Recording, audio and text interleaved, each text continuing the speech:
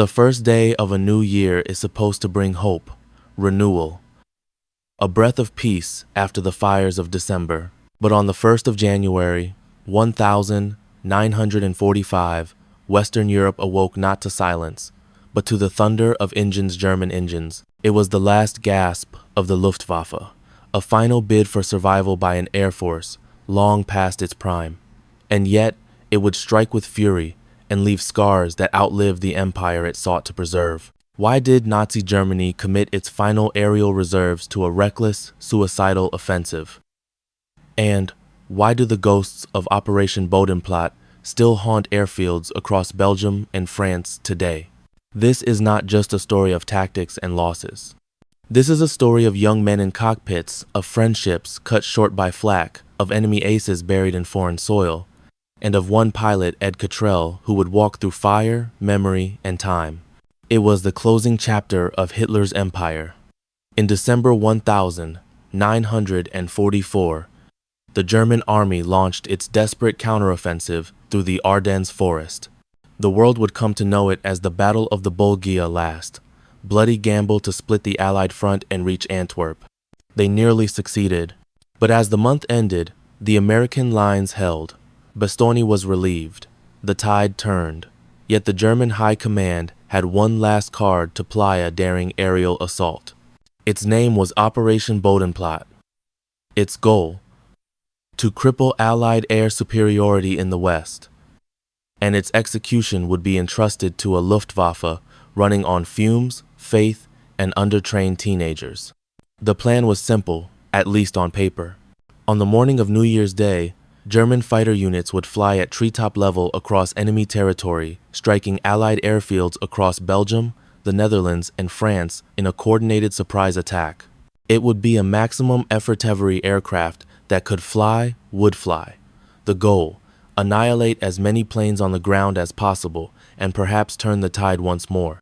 But the Luftwaffe was no longer the force that once terrorized Europe. Years of attrition, fuel shortages, and poor training had eroded its core. Many of the pilots flying that morning had barely 50 flight hours. Some had never seen combat. Fewer still were prepared for the slaughter to come.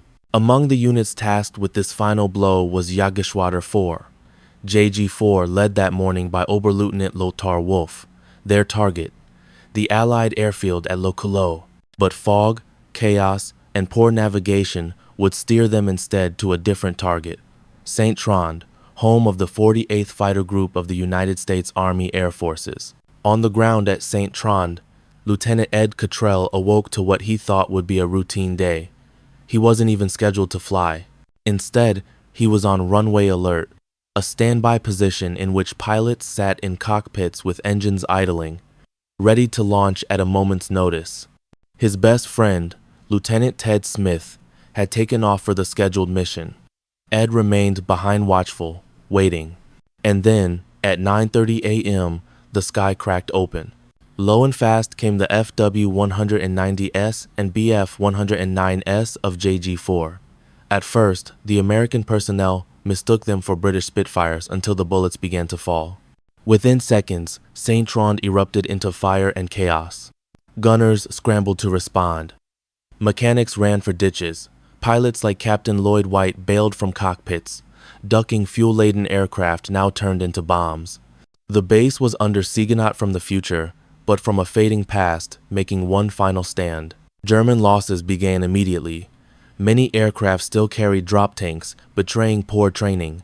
One pilot, Oberfähnrich Hans Posel, was hit in his belly tank and bailed out in flames. He landed safely, only to be calmly arrested while lighting a pipe on the ground. Another pilot was less fortunate. Shot in the forehead by a .50 caliber round, his lifeless body landed just 50 feet from where Ed Catrell took cover. He was a Boino older than 17. His Messerschmitt crashed in flames. He had never stood a chance. We turned him over, Ed would later recall, and I saw the bullet hole. I saw his face, and it was fear. Operation Bodenplatte, though briefly successful in destroying Allied aircraft on the ground, proved to be a strategic disaster.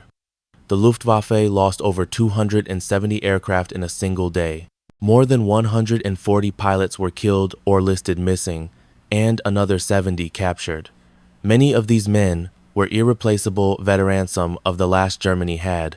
Unlike planes, pilots could not be mass-produced. Each one was the product of months, if not years, of training. The Luftwaffe could not afford such a blow. It was the death knell of the German Air Force. In contrast, the Allies had deep reserves. Aircraft lost on the 1st of January were replaced within days.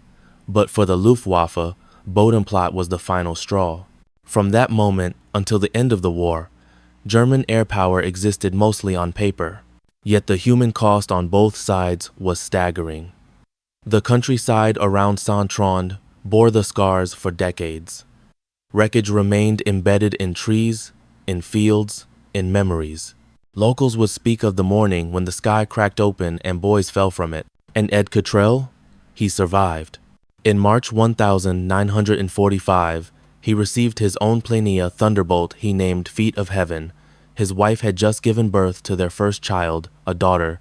She sent him a card bearing her baby's footprints, and Ed had them painted on the nose of his aircraft. It wasn't just nose art, it was a promise, a reminder of what he was fighting for. In April, Ed continued flying as the Allies pushed across the Rhine into Germany itself. His missions continued until May, when the guns finally fell silent. Europe was free. More than 70 years later, Ed returned to Saint-Trond. The ditch he'd taken cover in that day was still there.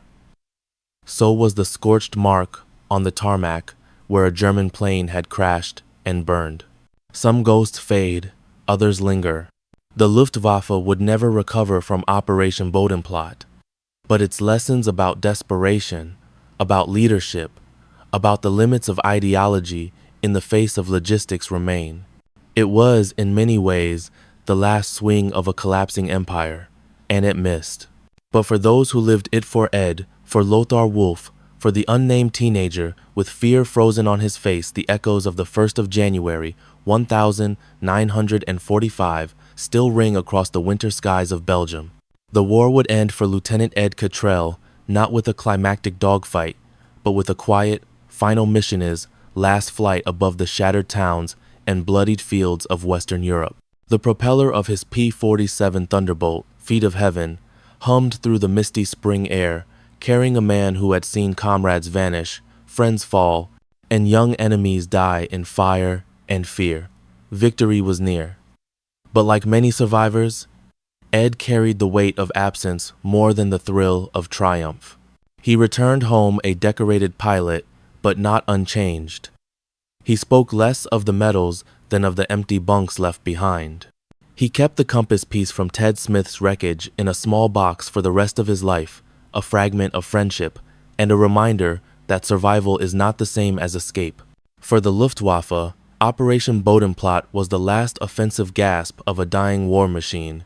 What was supposed to be a bold, coordinated strike that would turn the tide of air superiority became a massacre of green pilots in borrowed time.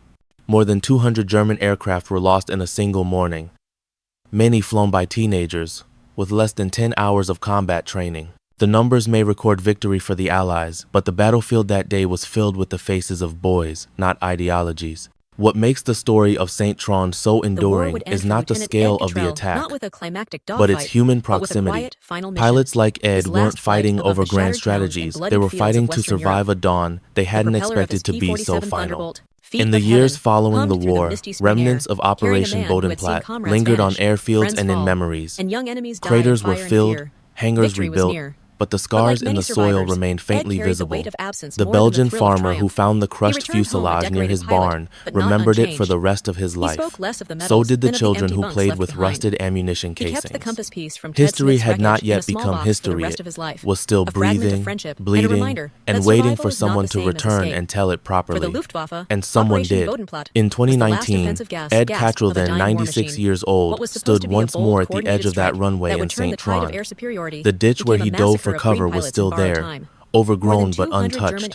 He touched the soil, now silent, and wept, not because of what had happened, but because someone remembered, because someone still cared. These recollections matter not for glory, but for warning.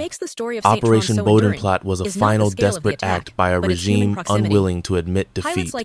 It hurled its youth into the teeth of superior firepower, hoping for a miracle that would never come.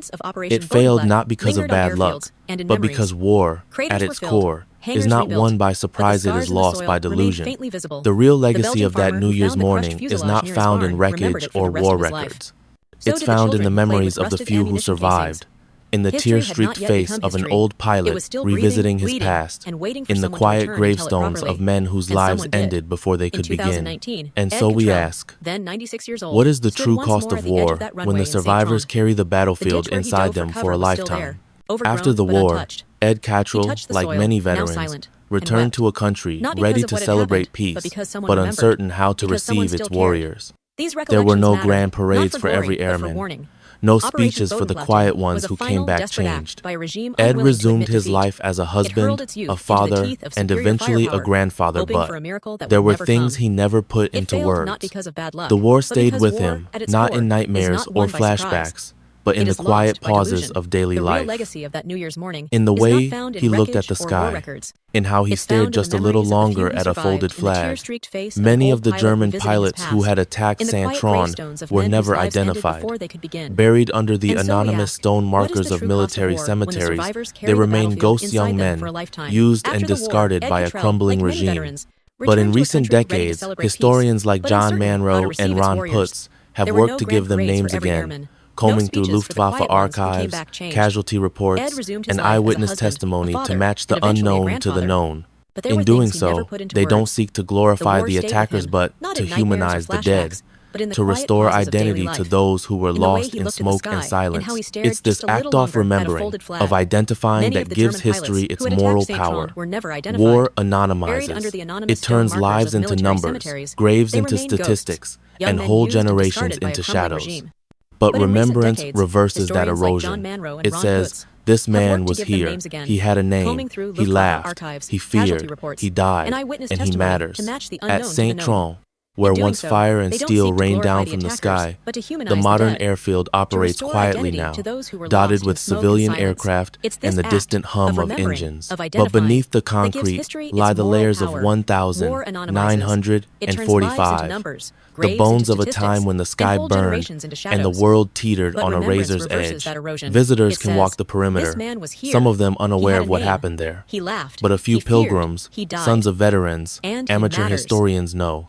They feel the weight in the wind, in the silence that always follows memory.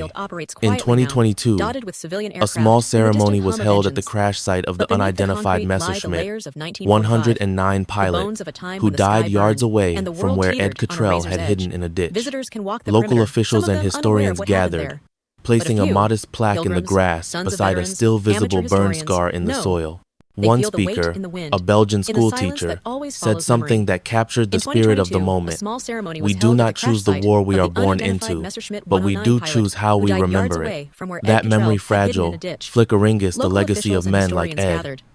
And as the greatest generation fades, the responsibility to carry it forward falls to us. Not to glorify their war, but to understand it.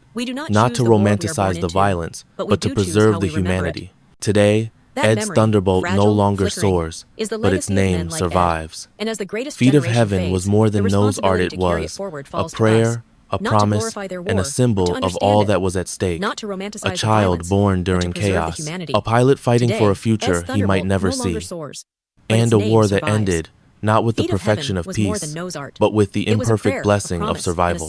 The legacy of Operation Bodenplatte and of Saint-Trond, not written solely in strategy or outcome. It's written in the final flight of a 19-year-old German pilot, in the bullet hole between his eyes, And In of the tears Saint-Trond of an old is not American written man solely in who strategy or remembered his outcome. face for It's 70 written in the years, final flight of a and 19-year-old in the German runway pilot, ditch in the that bullet hole between his remains eyes, in the unfilled, tears of an old like a American scar man too who deep remembered to his face heal. for 70 We look years, at and history in the and see runway ditch that numbers, remains unfilled, planes, like a scar too deep maps, to heal. movements. We look at history and see But numbers, historial planes, hysteria maps, is the story movements. of But people, history, of real young men on history, both is the sides story of who people, had no hand in of young shaping men the on war both they sides fought, who had no but hand who in shaping carried the it war to they its fought, final but who breath. carried it to And its so we final breath. end not with a And so we verdict, end not with but a with a verdict, but with a question. question. When the war When the war ends ends and the guns fall silent, what what remains? remains? Not just land or Not just victory or land flags, but or memory, victory the kind that we or carry flags, for but those who no memory, longer can.